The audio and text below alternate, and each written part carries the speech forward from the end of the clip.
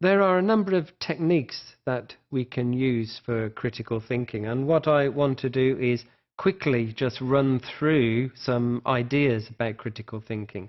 The first point is for the critical thinker to clarify, or in other words, to elaborate understanding. It's not just about simple recognition of facts, but actually beginning to address what they really mean. For example, an unclear clarification would be, how can we fix education? Very broad. More clarity would be, how can teachers better prepare students for the future? Much more clear and precise.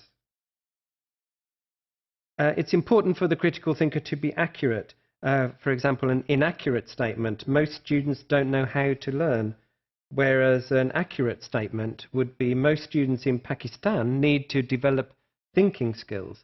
Much more clarity, much more accuracy about the statement. The critical thinker also needs to be very precise in the techniques they're using for critical thinking. For example, that would be about not being ambiguous and avoiding generalizations. For example, imprecise statement might be, Maliha is a problem student. A more precise statement would be, Maliha has an attention deficit problem.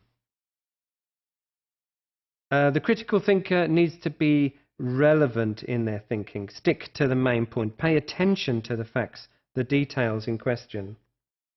For example, an example of irrelevance, why do I like teaching maths? Well, I was good at maths, that's why. Whereas much more relevant would be to say that I like teaching maths because it's an important skill for students to learn. It's important for the critical thinker to know the purpose of what they're thinking about. What does it accomplish? What's the most important thing to focus on? And also to identify assumptions in relation to those purposes. All thinking is based on assumptions, after all. An assumption could be that girls are no good at science. That is an assumption that some people may have. But a correct assumption, a better assumption, would be science is only a subject like any other. If all female students are not succeeding, therefore, perhaps it's not the fact that they're not good at science, but maybe it's something to do with the teacher or the way the subject is being taught.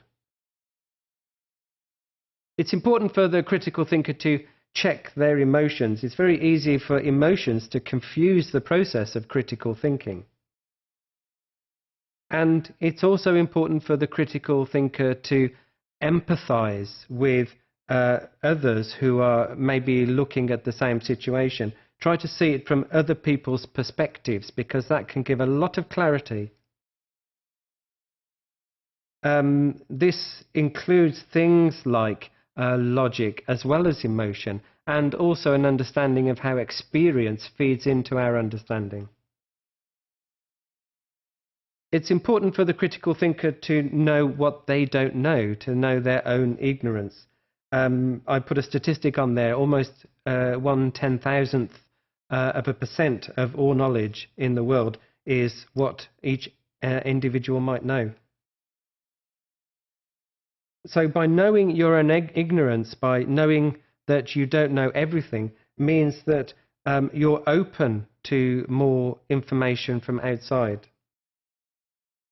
You still might get the information wrong, but at least you have an opportunity to educate yourself about what you don't know and to begin to grow and develop.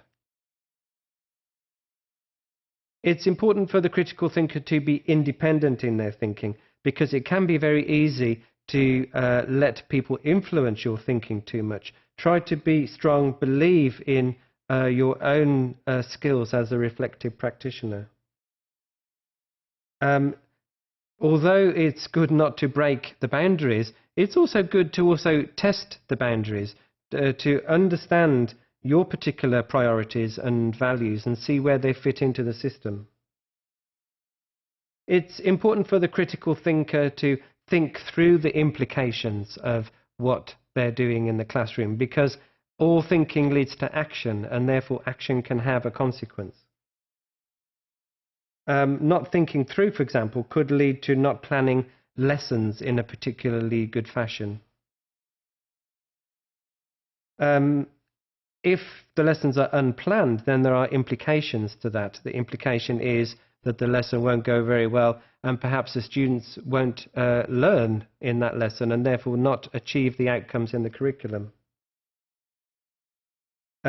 Another thing for the critical thinker to consider is the particular biases that they have about education and about teaching and learning. For example, an example of bias might be that you believe that students should play sport, whereas it would be much better from an unbiased point of view to consider how sports activities may in fact have some influence over academic achievement. Another aspect for the critical thinker to consider is not to make judgments about what they're experiencing in the classroom, but to think critically around what is actually happening. An immediate judgment might be that the school needs to improve its curriculum, but by suspending judgment, you can consider how critical thinking can be used to enhance and improve the curriculum. Another consideration is always, of course, to consider other people's points of view. Listening to other viewpoints helps us see reality much more than if we're looking at things in isolation.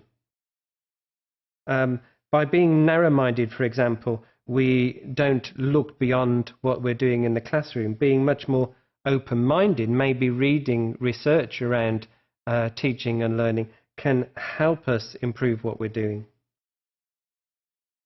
Another consideration are cultural assumptions around learning and teaching, and maybe there could be an impact in relation to teaching that you're doing. So consider the different perspectives. How might culture impact on what you're doing, how the students are learning, and how are you thinking about that? And it's important to be fair and also not selfish in your critical thinking.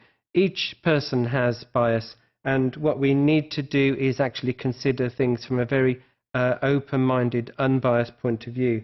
For example, I can't know everything, it's not my fault I made a mistake, would be an example of selfishness.